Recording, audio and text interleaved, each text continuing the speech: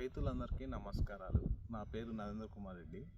నేను ఐసీఎల్ కంపెనీలో రీజనల్ అగ్రానమిస్ట్గా పనిచేస్తున్నాను. మనం ఇవాళ శనగ పంటలో మొదటి పిచికారిగా ఏ మందులు తీసుకుంటే బాగుంటుంది, ముఖ్యంగా సత్వ మందులు ఏది చేసుకుంటే మనకి అధికంగా మొక్క పెరుగుదల వచ్చి వేరు వ్యవస్థ అభివృద్ధి చెందుతుందో ఇవాళ చెప్తున్నాను. మనం ముందుగా చూసుకున్నట్టయితే ఐసీఎల్ వారి స్టార్టర్, దీంట్లో ముందుగా చూసుకున్నట్టయితే 11% నత్రజని, 36% phosphorus, 24% potash plus trace elements అనేటివి ఉండడం జరుగుతుంది.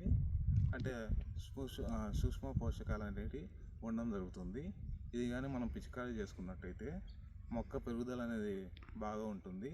అదేవిధంగా వేరు వ్యవస్థ అనేది దృఢంగా రావడం జరుగుతుంది.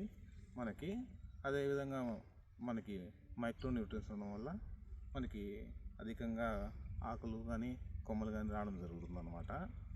ఇది మనం దీంట్లో 3 రకాల టెక్నాలజీ వాడడం జరిగింది.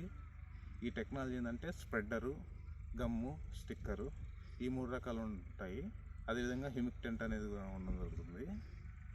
దీని పిచికారీ మోతాదు వచ్చేసరికి 5 గ్రాములు 1 లీటర్ నీటికి లేదా 200 లీటర్ నీటికి 1 కేజీ మనం పిచికారీ చేసుకున్నట్టయితే అధికంగా మనకి వేరు వ్యవస్థ రావడం జరుగుతుంది. మొక్క ఎదుగుదల అనేది బాగా వస్తుంది. ధన్యవాదాలు.